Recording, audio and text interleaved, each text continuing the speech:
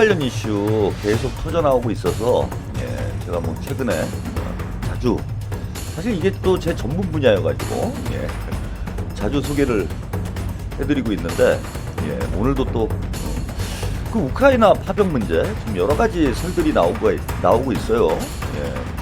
이게 뭐 가짜 뉴스다라는 얘기도 있고 사실이다 이런 얘기도 있고 아직까지 정확하게 북한이 우크라이나에 파병을 하는 것인지 안 하는 것인지 확인이 안 되고 있는 상황인데 일단 미국 쪽 입장이 나왔습니다. 미국이 제일 이해관계가 큰 당사자가 되겠죠. 양쪽으로 다 이해관계가 있어요. 우크라이나에도 뭐 사실상 미국이 대리전을 치르고 있는 이런 상황이고 한반도 역시 미국이 적극적으로 관여하고 있는 지역이기 때문에 북한이 우크라이나로 파병을 해서 미국과 대리전을 치른다면 이것이 한반도 정세에도 큰 영향을 미칠 수밖에 없습니다. 뿐만 아니라 이게 사실상 이제 제3차 세계대전이 되는 것 아니냐라는 좀 우려까지 쏟아져 나오고 있는 상황이에요. 그래서 미국도 상당히 좀 조심스러운 것 같은데 어쨌건 미국의 입장은 한국 정부의 입장하고는 좀 차이가 있습니다. 그 기사 먼저 소개를 좀 해드리죠. 미 국방장관 북파병 보도 확인 안 돼. 사실이면 무려다. 이런 입장을 발표를 했어요. 그래서 미국에서는 일단 즉각적으로 파병 사실을 확인은 해주지는 않았습니다. 로이드 오스틴 미 국방장관, 미국 현지 시간 19일 북한이 우크라이나 파병을 위해 러시아에 군대를 보냈다라는 보도에 대해 확인할 수 없다라고 입장을 밝혔습니다. 그래서 주요 G7 국방장관 회의가 열린 이태리 나폴리에서 기자들과 만나 한국 정보당국의 파병 발표에 대해 뭐 이런 입장을 밝혔다 그래요. 그래서 미국 쪽에서는 일단은 뭐 확인할 수 없다 라는 뭐 이런 입장을 밝혔습니다. 야, 이거 뭐 대한민국 국정원이 대단하네요. 세계 최고의 정보기관을 가지고 있는 CIA도 확인하지 못한 우크라이나 파병 사실을 우리 정부에서 이제 가장 먼저 공식적으로 확인을 해줬어요. CIA보다 국정원이 더 위에 있는 것 같습니다. 이게 세계 정세를 뒤흔들어 놓을 만한 아주 중요한 첩보를 우리 국정원이 해냈네. 야, K 정보 짱이네. 씨발. 저게 이제 진짜로 미국이 확인을 못한 것인지 뭐 그런 것 같진 않아요. 아니면은 사실이 아니다라고 판단을 하는 것인지 뭐 그건 잘 모르겠는데 미국 입장에서는 좀 조심스러운 부분이 있다라고 봅니다. 그러니까 북한이 파병을 해도 문제 안 해도 문제인 지금 형국이 돼버렸어요. 한국에서 지금 이제 파병 사실이 먼저 나온 거는 우크라이나 정부에서 이제 먼저 시작을 했죠. 북한이 러시아에 파병을 했고 그와 관련된 이제 정보들을 자기들이 확인을 했다. 그런 지금 주장을 하고 있습니다. 그래서 뭐 북한군이 블라디보스토크 인근에서 북한군으로 추정되는 뭐 사람들이 작전을 하고 뭔가 정비를 하고 있는 그 기사가 있었는데 제가 빠뜨린 것 같네. 그냥 뭐 말씀을 드려야 되겠네요. 오늘 보니까 뭐 북한군의 그 장비 리스트? 그 러시아에서 작성한 것으로 보이는 장비 리스트도 공개를 했고 북한군으로 추정되는 어쨌건 한국인으로 추정되는 한국말을 하는 사람들, 군인들이 있는 동영상도 오늘 뭐 공개가 됐어요. 그래서 우크라이나 쪽에서는 일단 북한군이 파병된 것으로 이렇게 주장을 하고 있는 상황이고 우크라이나 정부의 뒤를 이어서 이제 한국 정부가 파병을 했다 뭐 이런 주장을 하고 있습니다. 그래서 이제 주요 당사자 두 곳이 파병 사실을 확인해 줬기 때문에 미국 입장에서도 이거는 확인을 해야 될지 말아야 될지 이제 고민이 되는 뭐 그런 형국이 아닌가 이렇게 보이고요. 우크라이나에서 이제 북한군 파병 얘기를 꺼내는 이유는 젤렌스키의 이해관계가 북한이 우크라이나에 파병했다라는 사실이 공개되는 것이 더 유리하기 때문에 일단 우크라이나에서는 그렇게 하는 것 같아요. 그 무슨 말씀이냐 하면은 북한군이 참전을 했다. 이 소식이 확인이 되면은 젤렌스키는 미국이나 서방 세계, 나토에 손을 더 벌릴 수가 있어요. 저거 봐라. 러시아는 지금 북한군까지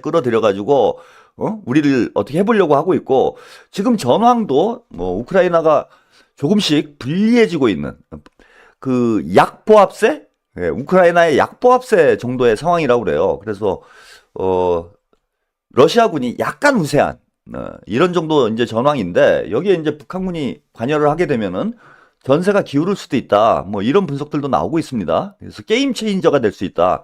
북한군이 뭐 이런 보도도 나오고 있기 때문에 미국이나 나토 쪽에 야, 날 좀 도와달라. 북한군까지 들어오는데 나 좀 도와달라. 라는 목적으로 이 이슈를 활용하고 있는 것 아닌가라는 일단 뭐 추측을 해볼 수가 있어요. 예, 그래서 젤렌스키 입장에서는 지금 미국이나 나토의 추가 지원이 절박한 상황, 전황이 지금 불리하게 돌아가고 있는 형국이기 때문에 북한군 파병을 빌미로 해서 나토에 미국의 손을 더 벌리기 위해서 이런 뉴스를 터뜨린 것 아닌가 이렇게 보이고요. 우리 정부에서는 뭐 그런 분석 하시는 분들도 있더라고요. 이거 김건희 이슈 지금 국내 정국이 매우 불리하게 전개가 되고 있기 때문에 이 김건희 이슈를 덮기 위해서 북한 이슈를 끌고 들어오는 거 아니냐. 그래서 우크라이나 정부나 한국 정부나 자국의 이해관계 때문에 아직 명확히 확인되지도 않은 사실을 폭로를 해가지고 공개를 해가지고 자기들의 정치적 이득을 취하려는 목적에서 이렇게 하는 것 아닌가. 라는 뭐 이런 분석도 있습니다. 예. 근데 미국은 좀 이해관계가 좀 다르다고 봐요, 저는. 미국 아까 국방장관이 아직은 확인이 안 된다 이렇게 얘기한 게 확인을 못해서라기보다는 북한군이 우크라이나 전쟁에 개입하는 것 자체가 미국한테 부담스러운 여러 가지 면에서 부담스러운 상황이 되기 때문에 미국에서는 일단은 확실한 어떤 뭐 증거가 나오기 전에는 러시아 정부에서도 사실이 아니다, 가짜뉴스다 이렇게 주장을 하고 있기 때문에 확실하게 뭔가 증거가 나오기 전에는 덮고 가고 싶은 마음이 더 큰 것 아닌가. 예, 그래서 저는 국방장관이 확인이 안 된다 이렇게 입장을 발표하는 거 아닌가 이렇게 보여요. 미국 입장에서 보면은 지금 일단 북한군까지 개입을 해가지고 우크라이나 전이 확전이 되면 진짜 제3차 세계대전으로 확대될 위험성이 있을 뿐만 아니라 한반도 정세까지 불안정해지면서 대선을 앞두고 있는 상황에 미국이 더욱 궁지에 몰리는 미국 정부의 입장이 곤란해지는 이런 형국이 될 수 있는 문제가 하나 있고요. 또 젤렌스키가 추가 지원 요구를 했을 때 이걸 거절하기 힘든 이런 상황이 있습니다. 그 다음에 한반도에서 벌어질 수 있는 여러 가지 돌발 상황에 대한 또 대비를 해야 되기 때문에 북한군이 우크라이나에 파병됐다라는 사실을 지금 확인해 주기가 좀 부담스러운 거죠. 그래서 미국 쪽에서는 일단 입장 이렇게 발표가 났는데 여러 가지 정황상은 저는 파병이 이루어졌을 가능성이 지금 뭐 다분히 높은 상황 아니냐. 뭐 가짜뉴스라는 이제 뭐 이런 주장도 나오고 있는데 아마 뭐 조만간에 러시아 쪽에서도 확인을 해주지 않을까. 그리고 러시아도 확전이 이제 부담스럽기 때문에 확대가 부담스럽기 때문에 일단 조용히 북한군이 작전에 투입돼서 우크라이나 전황을 바꿔놓는 이런 역할을 조용히 해주기를 또 원하는 면도 있지 않나 이렇게 생각이 들고요. 그 북한하고 푸틴과 김정은이 만나가지고 동맹을 맺지 않았습니까? 근데 이건 이제 대부분 이쪽에서 해석하기에는 한반도에서 어떤 돌발 상황이 발생했을 때 러시아가 개입할 수 있는 문제에 대해서 우려를 했는데 동맹이라는 건 반대의 경우에도 성립이 되잖아요. 그게 이제 지난달이었나요? 좀 됐죠? 예, 정확히 제가 시점이 뭐 기억은 안 나는데 김정은과 푸틴이 군사 동맹을 맺은 것은 반대의 상황, 즉 북한이 공격을 받을 때 러시아가 관여할 수 있는 경우도 있지만 반대의 경우 러시아가 공격을 받을 때 북한군이 관여를 할 수 있는 한다라는 의미도 포함이 돼 있는 거예요. 서로 도와주는 뭐 그게 이제 동맹 관계이기 때문에 관계인 거죠. 그래서 북한과 러시아가 당시에 동맹을 맺은 거는 한반도에 문제가 생겼을 때 관여하겠다라는 뜻보다는 당장에 있을 우크라이나 전쟁에 북한군이 관여하는 문제를 가지고 동맹을 맺었을 수도 있다. 그래서 요 전후 맥락을 보면은 저는 이게 좀 파병 가능성이 좀 매우 높은 것 아닌가 이런 좀 생각이 들고 자 이게 또 이제 복잡한 문제가 발생을 하는데 뭐 이걸 제가 뭐 국제법 전문가도 아니고 해서 그냥 평론가로서 논리적 추론을 해보는 문제인데 자 러시아와 지금 아까 말씀드린 대로 우크라이나와 러시아가 전쟁을 하고 있지만 미국과 러시아의 대리전 양상이라는 거예요. 실질적으로는 미국이 우크라이나 뒤를 봐주고 있고 미국에서 돈 대고 무기 대고 해서 러시아하고 전쟁을 하고 있는 모양새라는 겁니다. 예. 그래서 북한군이 우크라이나에 파병이 되면은 미국과 북한이 또 전쟁을 하는 양상이 돼요. 그렇게 되는 거죠. 사실상 미국과 북한이 전쟁을 하는 상황이 되는데 이렇게 되면 자 정전협정이 어떻게 되는 것인가라는 의문점이 생기더라고요. 예, 제가 며칠 좀 고민을 해봤어요. 자, 정전협정은 중국과 북한, 그래 한국은 빠졌어요. 당시 이승만은 북진 통일을 해야 된다라는 주장을 하면서 정전협정 체결을 반대를 했습니다. 그래서 북한과 중국, 미국이 3국이 정전협정을 체결을 했어요. 근데 뭐 중국은 지금 사실상 빠져있는 상황이고 정전협정은 북한과 미국 사이에 체결된 협정이라는 거예요. 그러면 한반도가 아니더라도 미국과 북한이 다른 곳에서 전쟁을 하게 되면 이 정전협정은 어떻게 되는 거죠? 제가 그런 의문점이 생기더라고.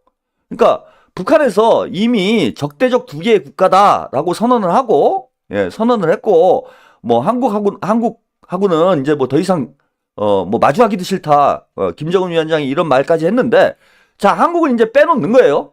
빼놓고 미국과 북한이 전쟁 상태에 있는데, 자, 이게 한반도에서 전쟁이 재개되는 게 아니라 우크라이나에서 전쟁이 재개되면, 자, 이 정전협정은 어떻게 되냐는 거예요. 자동적으로 파기가 되는 상황이 발생하는 거 아니냐.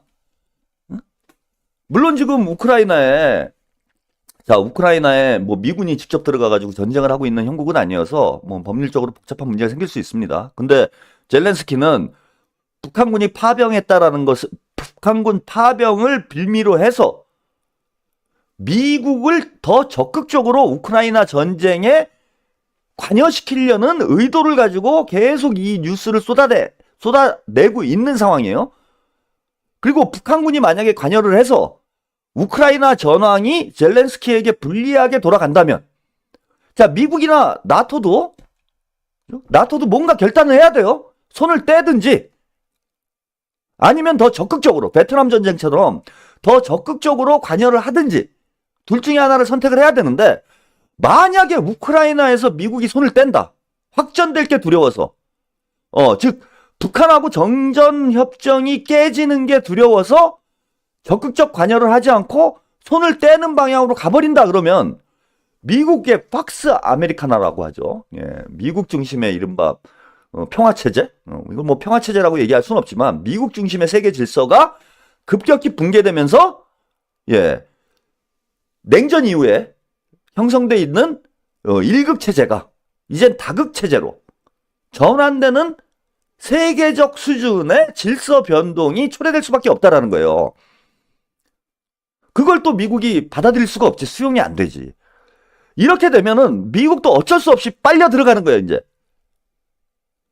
젤렌스키가 미국에서 그냥 무기만 대주고 혼자서 잘 버티면 다행인데, 만약에 북한군이 들어가가지고 전세가 뒤바뀌고 우크라이나가 무너질 상황이 되면 미국은 더 적극적으로 개입을 해야 되는데, 미군이 만약에 우크라이나 전장에 투입돼서 북한군과 교전을 하는 상황이 벌어진다면 정전협정은 자동적으로 파기가 되는 이런 상황이 벌어지면서 한반도도 법률적으로는 전쟁 상태가 되는 이런 문제가 발생할 수 있지 않냐.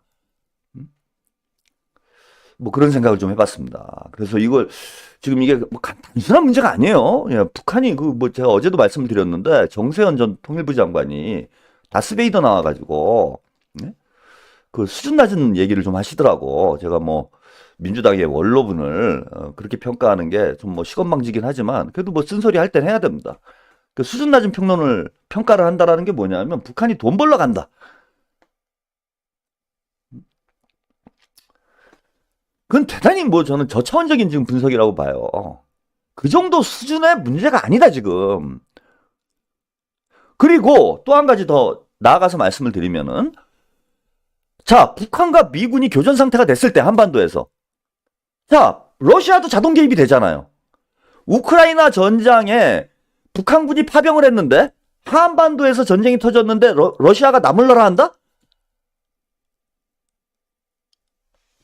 그럴 수가 없잖아. 그리고 러시아까지 한반도 전쟁에 관여를 하는 말 그대로 제3차 세계대전으로 가는 그런 상황이 저는 벌어지지 않겠나. 그래서 이런 보도가 지금 나오고 있습니다. 극도로 심각한 전개다. 참 우리나라가 이 글로벌 이슈에 대해서 이제 뭐 K 컨텐츠가 세계를 지금 그 지배를 하는 세계적인 문화 강국으로 대한민국이 이제 우뚝 섰음에도 불구하고 오늘 보니까요 그 로제 블랙핑크의 제가 뭐 대중음악은 잘 몰라서 블랙핑크의 로제가 브루노 마스라는 뭐 미국의 아주 그 스타급 그 가수하고 아파트라는 노래를 뭐 콜라보를 했는데 지금 뭐 세계의 선풍적인 인기를 지금 일으키고 있다. 그래서 뭐 빌보드 1위를 하지 않겠냐. 그 여성 가수로는 뭐 최초의 빌보드 1위다. 한국 여성 가수가 최초의 빌보드 1위를 하는 뭐 이런 일이 벌어질 거다. 이러면서 이제 우리 시야가 이제 글로벌화 돼 있어요. 그런데 정작 국제 정치에 대해서는 완전히 까막눈이야. 대한민국이. 유튜브에서 국제 정치 문제를 논하는 뭐 그런 채널도 뭐 많지도 않고 뭐 지상파에서는 미국에서 써주는 뭐 기사나 그냥 받아쓰기 하는 수준에서 국제 이슈를 다루고 있고 또 국제 문제 전문가라는 분들도 지나치게 미국과 서방 세계의 시각을 반영한 그런 분석, 평론만 하고 있어요. 그러다 보니까 우리 국민들이 국제 이슈에 우리가 직접적으로 연관된 국제 이슈, 북한이 관여되어 있는 문제이기 때문에 우리가 직접적으로 관여되어 있는 북한 이슈에 글로벌 이슈에 대해서도 완전히 까막눈이야. 너무 몰라. 아니 통일부 장관까지 하셨다라는 분이 나오셔가지고 야 북한이 돈 벌러 파병했다. 이거 뭐 70년대니까 월남전 뭐 월남에서 돌아온 김상사예요. 21세기에 그게 그 말이라고 할 얘기입니까? 북한이 먹고 살기 힘든 거는 뭐 맞지만은 단순히 돈벌이 하려고 우크라이나 전장으로 가겠어요? 이런 쌍팔년도 분석을 하고 있으니 대한민국이 참 문화적으로는 전 세계를 호령하는 강국이 됐음에도 불구하고 세계 정치에서는 명함도 못 내미는 후진국이 돼 있는 거예요. 그 말씀을 드리는 이유는 이 극도로 심각한 전개다라고 다른 나라에서 분석을 하고 있어. 근데 우리나라에서 하는 얘기는 북한이 돈 벌러 갔다 이래요. 당사자인데. 당장 제가 지금 이런 분석을 하는 사람도 지금 대한민국에 저밖에 없을 겁니다. 왜? 이거 자칫 잘못하면 이제 또 간첩으로 몰려가지고 또 이거 쇠고랑 찰 수 있는 이슈다 보니까 다들 쫄보들이라 이거 북한 이슈와 관련 제대로 얘기를 못해요. 알만한 사람들도. 근데 저야 뭐 2판 4판인 사람이니까 있는 그대로 말씀을 드리는 거예요. 뭐 저한테 빨갱이라고 하고 뭐 종북이라고 하고 저는 알 바 아니야. 내 맘이야. 아니 당장 정전협정이 폐기가 돼서 한반도가 교전 상태로 갈 수도 있는 이런 위험천만한 상황이 전개되고 있는데 자 다른 나라에서는 극도로 심각하다는 거예요. 극도로 심각한 사태 전개가 벌어지고 있는데 야 우리는 이거 김건희 이슈 덮으려고 파병을 한대. 딱 김어준 수준에 제가 딴지 뭐 이런 데 들어가고 커뮤니티 들어가 보면 한심합니다. 전반적으로 우리 대한민국은 진짜 이 정치적인 지능? 정치 지능을 좀 높여야 돼요. 자, 북한 우크라이나전 파병에 세계 초조해졌다. 한반도가 초조해진 게 아니라 세계가 초조해졌다는 거예요, 지금. 마치 이건 뭐 비유가 맞는지 모르겠는데 히틀러가 폴란드를 침공했을 때 이제 제2차 세계대전 발발하잖아요. 그 정도 의미가 있는 사건이 벌어지고 있는 거예요, 지금. 1차 세계대전 전야에 오스트리아 황태자가 총에 맞잖아요. 그런 사건이 전개되고 있는 거야, 지금 이 상황은.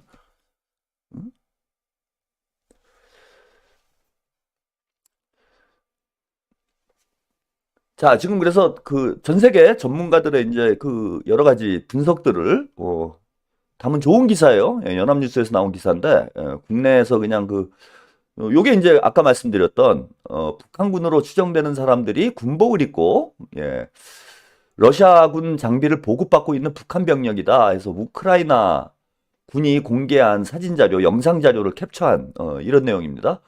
뭐 대충 봐도 이제 어쨌건 동양인으로 지금 보이고 있기 때문에 이걸 뭐 북한군으로 볼 수도 있는 그런 사진이에요. 예.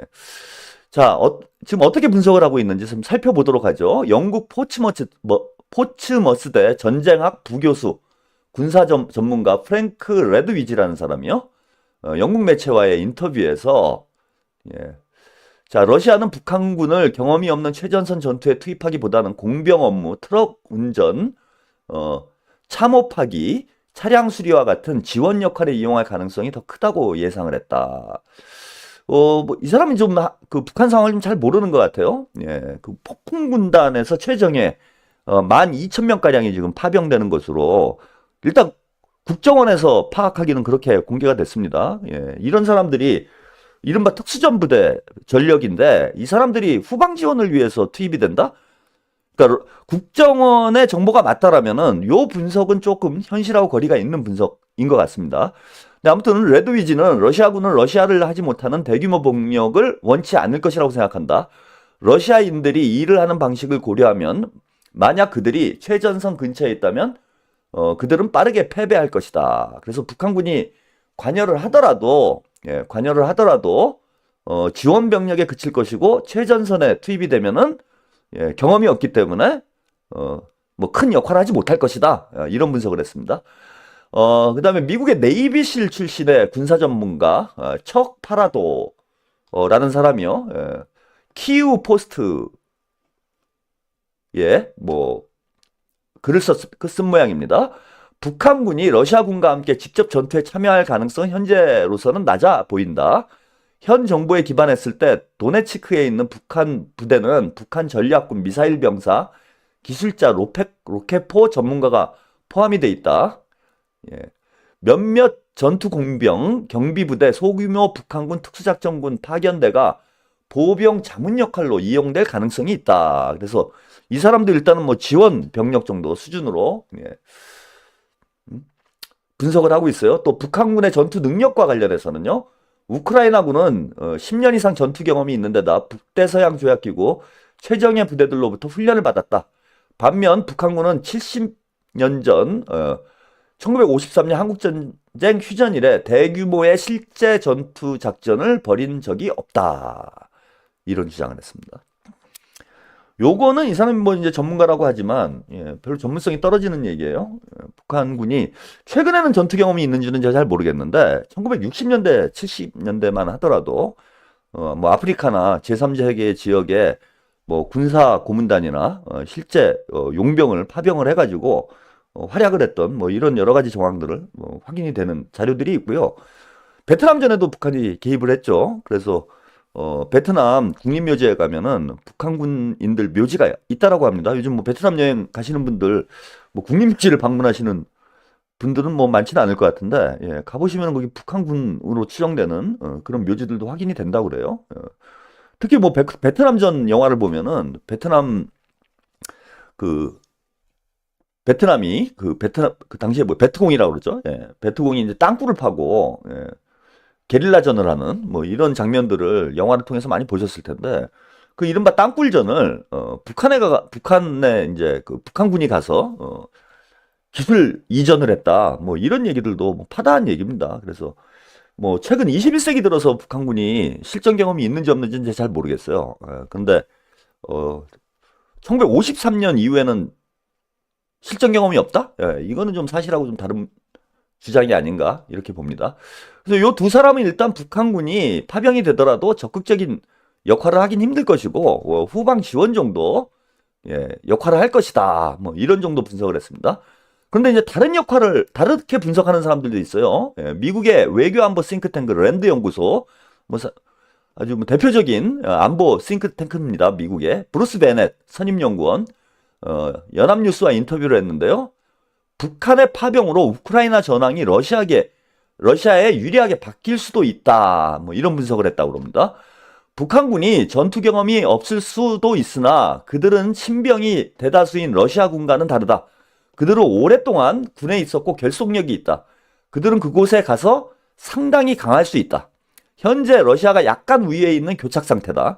아까 뭐 전황은 저도 이렇게 그 러시아가 강보합이다 뭐 이렇게 분석을 해드렸는데 베넷 연구원도 그런 거죠. 북한의 파병은 전쟁을 아마도 단축시킬 수도 있다. 러시아가 중대한 돌파구를 마련한다면 1년 정도면 전쟁이 끝날 수도 있다. 이런 분석을 했습니다.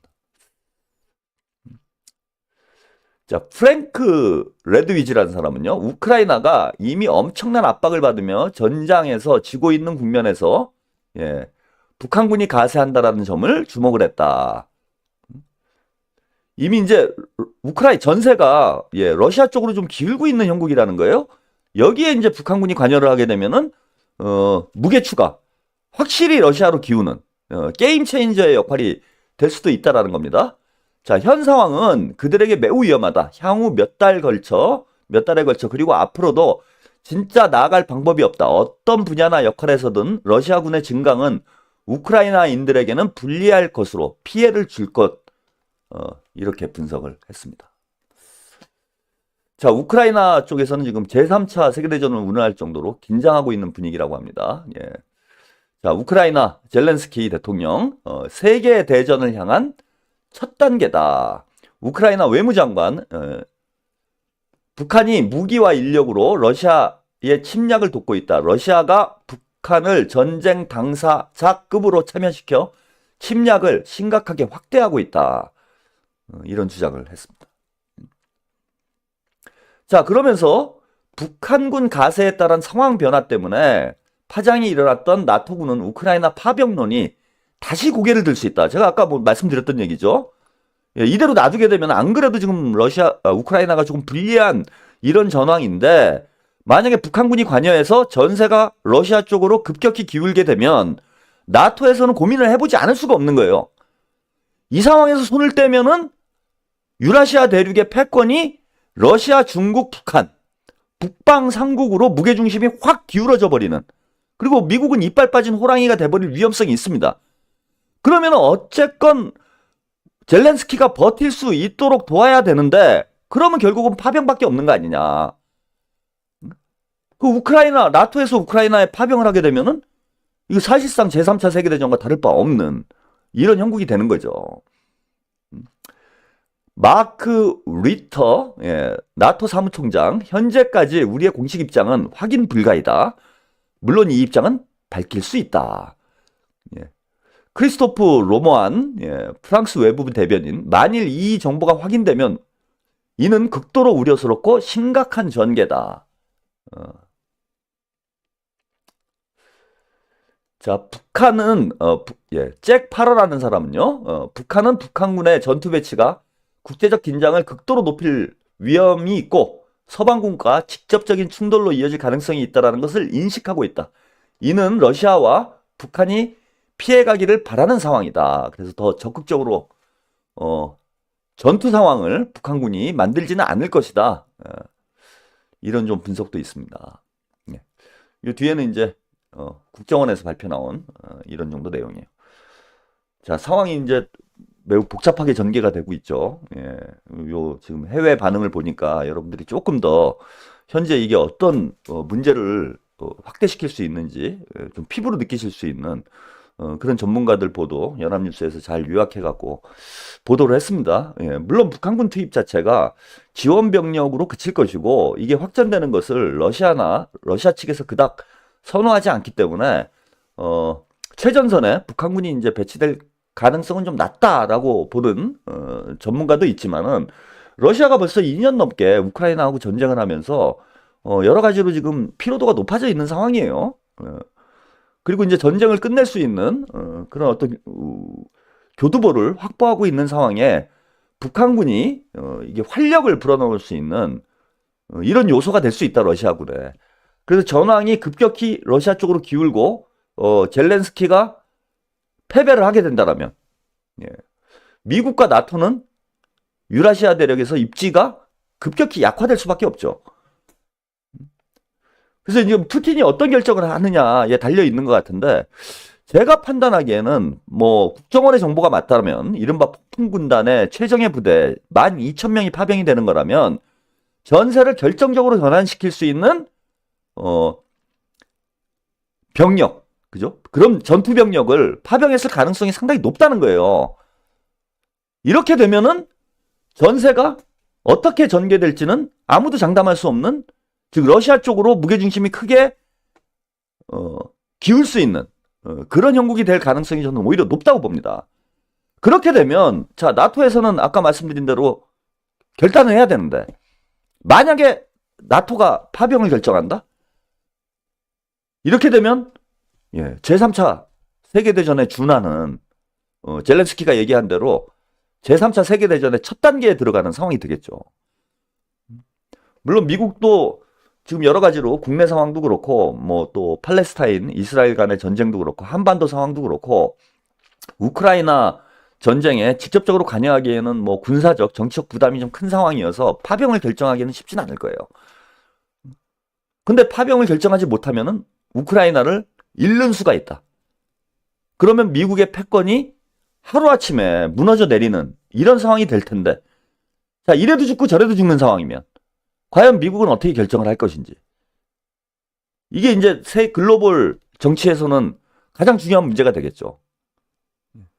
그러니까 즉 무슨 얘기냐? 세계 헤게모니를 두고 미국과 러시아가 이제는 정면 대결을 하는, 여기에 북한까지 개입을 해서 자, 세계 패권을 누가 가져갈 것인가? 이것을 두고 우크라이나 전장에서 한판 격돌을 하는 상황이고, 일단 푸틴은 승부수를 던졌어요. 북한군 파병이라는 승부수를 던져서 자신들이 미국을 눌러보겠다라는 야심을 이미 표현을 한 겁니다. 그리고 미국의 개입에 대비를 하면서 핵무기를 사용할 수도 있다라는 얘기를 계속하고 있어요. 미국이 직접 개입하지 못하도록 엄포를 놓고 있는 거죠. 자, 이제는 미국의 판단만 남아있는 거죠.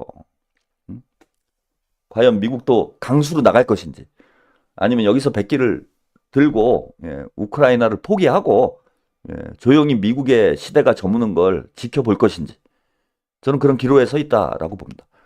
그리고 아까 말씀드린 것처럼 한반도 상황에도 직접적인 영향을 미칠 수 있는 거죠. 자, 이와 관련된 몇 가지 뉴스 더 소개를 해드리겠습니다. 한반도 뉴스를 여러분들 좀 머리가 아프시죠? 갑자기 국제정치 얘기를 하니까. 자, 이거 보세요. 분위기 돌아가는 게 심상치가 않죠. 시진핑, 푸틴 브로맨스. 벌써 1년 새 네 번째. 자, 지금 북한군 파병 이슈로 전 세계가 시끌시끌한 이 판국에, 자, 푸틴이 러시아를 방문을 합니다. 중국의 관영 신화사통신, 시진핑 주석이 브릭스 정상회의 참석을 위해서 10월 22일, 24일, 내일 모레네요. 러시아를 방문을 하기로 했다라고 보도를 했어요. 블라디미르 푸틴 러시아 대통령의 초청으로 시 주석이 러시아 카잔에서 열리는 브릭스 정상회의 16차 회의에 참석을 한다라고 합니다. 중국 외교부는 올해는 대브릭스 협력이 개막하는 회로, 이 회의는 브릭스 구성원 확대 후 처음 열려 국제사회에 많은 관심을 받고 있다. 이번 회의에서 시 주석은 중요한 연설을 할 것이다. 이른바 G7과 나토 체제에 대응하는 중국과 러시아 중심의, 그죠? 패권 블록이 이 브릭스입니다. 제3세계 중심의, 러시아와 중국 중심의 패권 블록이 브릭스라고 볼 수가 있어요. G7에 대응하는 거죠. 자, 북한군이 우크라이나에 파병되는 시점에 시진핑이 브릭스 정상회의에 직접 러시아를 방문을 해서 중요한 연설을 할 것이다. 의미심장하지 않습니까? 자, 푸틴 대통령은 지난해 10월 중국 1대1로 자, 중국 중앙아시아 유럽을 연결하는 육상해상 실크로드 1대1로 얘기 많이 들어보셨을 거예요. 중국의 이제 뭐 세계 전략이다 이렇게 보시면 됩니다. 중국이 유라시아 대륙 전체로 뻗어나갈 수 있는 그런 실크로드를 21세기판 실크로드를 지금 구축을 하고 있어요. 그 1대1로 정상 포럼에서 푸틴을 만났고요. 그 다음에 올해 5월 베이징에 국빈 방문을 했고 7월 달에 카자흐스탄 상하이 협력기구 정상회의에서 예, 푸틴 대통령이 시 주석과 회담을 했습니다. 그래서 1년 사이에만 무려 4차례를 만나는 이런 전개가 펼쳐지고 있죠. 그래서 지금 북한, 중국, 러시아가 한 몸이 돼가지고 미국 중심의 세계 체제에 정면 대응을 하고 있는 뭐 이런 형국이에요. 그래서 간접적으로 지금 중국도 러시아의 손을 들어주고 있는 형국인 거죠. 이렇게 되면은 우크라이나 전황은 점점 더 어려워질 수밖에 없고 미국의 입장에서는 결단의 시점이 다가올 수밖에 없다. 그리고 이 불똥이 우크라이나의 불똥이 한반도로 튈 경우에 자 중국과 러시아도 관여할 수 있는 그런 상황이 되지 않겠나. 이런 상황에 무인기 날리면서 사고 치고 있는 윤석열은 진짜 5살 밖의 어린아이에게 권총을 쥐어준 것과 다름없는 아주 위험한 상황이 돼 있는 거예요. 이런 모질이를 이런 세계 질서 전체가 요동치고 있는 이러한 중대 시기에 대통령을 만든 그분들 원망하지 않을 수가 없습니다. 자, 북한도 계속 미국에 대한 공세를 압박을 강화를 하고 있습니다. 무인기 문제를 가지고 개주인, 똥개 주인을 북한에서 비난을 했는데 자, 오늘 북한 외무성에서 또 담화를 발표를 했어요. 새 대북제재 감시체제 출범에 가담한 나라 대가를 치를 것이다. 최선희 북한 외무상이죠. 새로운 대북 감시체제인 다국적 국제 모니터링이 출범한 것에 대해서 가담한 나라들은 반드시 대가를 치르게 될 것이다. 이런 얘기를 했습니다. 존재 명분과 목적에 있어 철저히 불법적이고 비합법적이다. 나는 저들의 패권적 이익을 추구하면서 국제 질서를 제멋대로 뜯어고치는 미국의 상습적인 불량 행위에 엄중한 우려와 유감을 표시하며 이를 국제적 정의에 대한 도전으로 가장 노골적인 주권 침해 행위로 준열이 규탄 배격한다. 적대적인 위험 요소와 새로운 출현은 그를 억제하기 위한 당위적인 대응력에 새로운 요소를 끊임없이 추가할 것을 요구하고 있다. 잘못된 관행에는 불가결적인 반응과 상응한 대가가 따르게 되어 있다. 만일 미국이 강권과 전횡으로 세계를 움직이려 한다면 세계적인 반미 연대 구도의 출현을 앞당기게 될 것이다. 세계적인 반미 연대 구도의 출현. 이게 아까 제가 말씀드린 북한과 중국, 러시아가 주도하는 새로운 세계 질서. 이걸 표현하고 있는 거죠. 이미 지금 세계는 이렇게 돌아가고 있습니다. 그리고 우크라이나 전장은 이러한 새로운 세계 질서의 시험대가 될 것이다. 과연 미국이 북한과 러시아 동맹에 맞서서 자신들의 패권 질서를 유지하기 위해서 얼마나 더 적극적인 움직임을 할 수 있을지 앞으로 좀 지켜봐야 될 것 같고요. 이게 지금 한반도의 운명에도 결정적인 영향을 미칠 수 있는 중대한 이슈가 터져나왔는데 우리나라 대통령은 무인기 날리고 장난질 치고 있습니다. 자, 앞으로 어떻게 될지 계속 좀 주목을 해봐야 될 것 같습니다.